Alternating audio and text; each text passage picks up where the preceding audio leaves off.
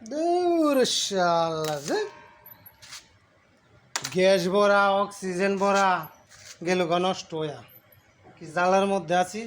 এই যে গেল গা নষ্ট হইয়া 13 বছর চলে এটার বয়স, এর ভিতরে আর পাল্টাইলাম না। টিয়া লাগবে দেখে পাল্টাইলাম না, মনে করছি এমনি চলবো।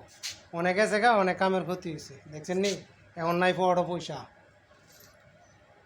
পয়সা না থাকলে কত বড় বিপদ থাকে দেখছেন নি। শালার ভূতের সমস্যা হয়ে দাঁড়াইছে।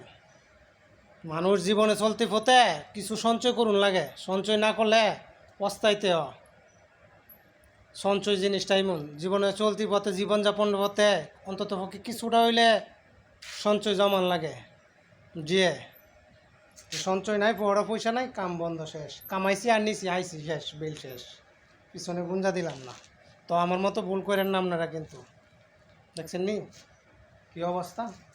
আমি এনে গ্যাস করি, ওয়ার্লিং করি, আমি চালনা তৈরি করি এনে কন্ট্রাক্টের কাজ নেই, পোলা বানলো কাজ টাজ করি, এই আমার কাজ।